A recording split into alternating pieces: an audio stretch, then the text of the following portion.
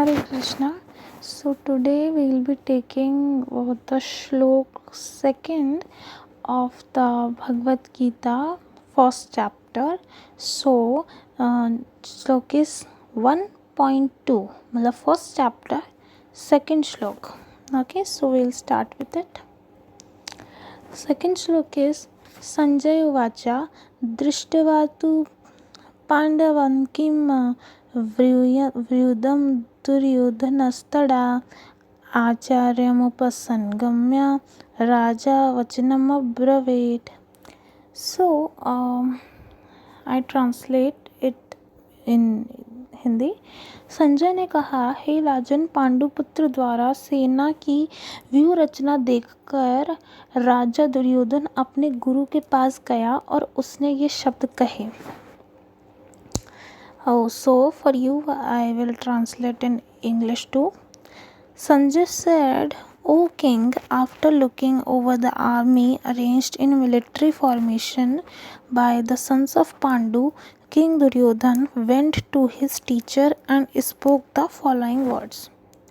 So we see कि इसमें क्या होता है कि हमने कल बताया था कि धृतराष्ट्र ने पूछा कि वहाँ पे युद्ध भूमि में क्या हो रहा है. धृतराष्ट्र जन्म से अंधे थे, तो संजय जो उनके रथ चालक थे, उन्होंने महल में ही बैठे बैठे बताया था कि किस तरीके से सब हो रहा है. उन्हें वेदव्यास जी द्वारा स्पेशल शक्तियाँ पाई गई थी, उनको वेदव्यास जी ने दी थी, जिससे वो अंधे पिता जो राजा थे उनको बता सकें कि युद्ध भूमि में क्या हो रहा है.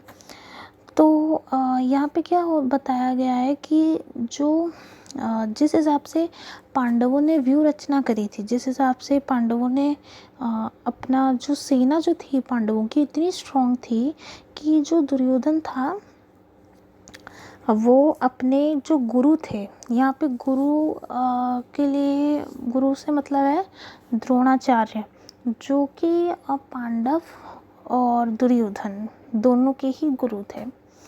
तो वहाँ वो उनकी सेना की तरफ से लड़ रहे थे, दुर्योधन की सेना की तरफ से, क्योंकि जो दुर्योधन की सेना थी वो धृतराष्ट्र अपने पुत्रों को सहयोग दे रहा था, तो हस्तिनापुर की तरफ से थी. और सेकंड कॉज ये था कि जो द्रोणाचार्य जो उसके टीचर थे, वो अपने बेटे से बहुत ज़्यादा मोह था द्रोणाचार्य को, Ashwatthama. You will get to know about the story of how Ashwatthama died later, or I'll make a separate video for it. But तो क्या होता है कि जो अश्वत्थामा होता है वो दुर्योधन का मित्र होता है, तो है ना, वो मित्र होता है. तो दुर्योधन अश्वत्थामा से कहता है कि तुम मेरे पक्ष में रहो. तो जब अश्वत्थामा दुर्योधन के पक्ष से लड़ता है तो पितृमोह में, मतलब पिताजी के पिता को, मतलब जो द्रोणाचार्य थे उनको इतना मोह था कि वो दुर्योधन से अपने पुत्र को भी नहीं अलग कर पाए और खुद भी अलग नहीं रहे, और उन्होंने उसी दुष्ट दुर्योधन की सेना में रहने का पूरा प्रबंध किया और दुर्योधन की तरफ से ही लड़ाई करी. तो यहाँ पे है कि धृतराष्ट्र था राजा, वो जन्म से अंधा था. दुर्भाग्यवश वह आध्यात्मिक दृष्टि से भी वंचित था. वह यह भी जानता था कि उसी के समान उसके पुत्र भी धर्म के मामले में अंधे हैं. मतलब ये बताया जा रहा है कि जो धृतराष्ट्र था वो जन्म से तो अंधा था ही, पर वो आध्यात्मिक दृष्टि से भी अंधा था. आध्यात्मिक दृष्टि से अंधा था का मतलब है कि वो ये नहीं देख पा रहा था कि जो धर्म क्या है और अधर्म क्या है. उसका बेटा अधर्म के राह पर खड़ा था, धृतराष्ट्र का दुर्योधन, और वो फिर भी नहीं समझ पा रहा था. वह जानते हुए भी कि कृष्ण है, दूसरी पार्टी में कृष्ण है, और जहाँ कृष्ण है वहीं विजय होती है. आगे श्लोक आएगा, जस्य जनार्दन तस्य विजय, वैसे कुछ आगे श्लोक है, I don't remember right now. तो मतलब जहाँ जनार्दन है, कृष्णा है, जहाँ अर्जुन जैसा तीरंदाज है, और सबसे बड़ी बात है जहाँ कृष्णा है वहीं श्री आती है. श्री मतलब लक्ष्मी. तो विजय तो अर्जुन की ही निश्चित है, पांडवों की ही निश्चित है, पर वो जो अंधा था जन्म से धृतराष्ट्र, वो आध्यात्मिक भी अंधा था। यहाँ पे प्रभुपाद जी ये कह रहे हैं। फिर आगे प्रभुपाद जी कहते हैं जो पांडव थे वो 5 थे और वो जन्म से ही पवित्र थे। पांडव जो थे वो वो लॉर्ड विष्णु के बहुत बड़े भक्त थे, कृष्णा के बहुत बड़े भक्त थे, और वो बहुत प्योर थे, बहुत पायस थे। और इसके आगे ये लिखा है कि उसने उससे ये विश्वास दिलाया कि उसके पुत्र पवित्र स्थान के प्रभाव में आकर किसी प्रकार के समझौता करने नहीं जा रहे हैं। उसने राजा को बताया उसका पुत्र दुर्योधन पांडवों की सेना को देखकर तुरंत अपने सेनापति द्रोणाचार्य को वास्तविक स्थिति अवगत कराने गया। यद्यपि दुर्योधन को राजा कहकर संबोधित किया गया है, तो भी स्थिति की गंभीरता के कारण उसे सेनापति के पास जाना पड़ा।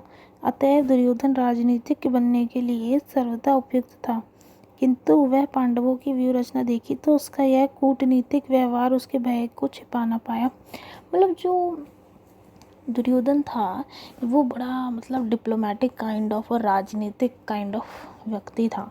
तो उसने जब देखा कि जो सेना है बहुत अच्छी बनाई हुई है, तो कहने को तो यहाँ पे राजा के नाम से दुर्योधन को कहा गया है। श्लोक में है पांडुपुत्र द्वारा सेना की व्यूह रचना देखकर राजा दुर्योधन, क्योंकि धृतराष्ट्र के बाद बनने वाला राजा वो था, एक तरीके से युवराज था पर उसको राजा कहा गया है। पर प्रभुपाद जी यहाँ पे लिखते हैं कि वो है ना राजनीतिज्ञ का काम बड़ा अच्छा करता था, उपयुक्त था राजनीतिक कूटनीतिक व्यवहार के लिए, क्योंकि वो ना बस कूटनीति ही बनाता रहता था कि इसकी बीवी चुरा लें, उसकी बीवी के साथ गलत करा, द्रौपदी के साथ चीरहरण करा, इसका राज्य चुरा लें। वो कूटनीति में बहुत वो था। द्यूत कीड़ा खिला दी, मामा अपने उसके मामा जो थे आप जानते होंगे ज़रूर, वो उसके मामा का नाम था शकुनी। तो शकुनी से बस वही है कि वो बहुत दुष्ट था दुर्योधन, और उसको देख के बहुत डर लगा सेना को। तो वो इंस्टेंटली अपने गुरु के पास गया, और गुरु जो उसके थे वो बहुत ज़्यादा ताकतवर थे, बहुत ज़्यादा।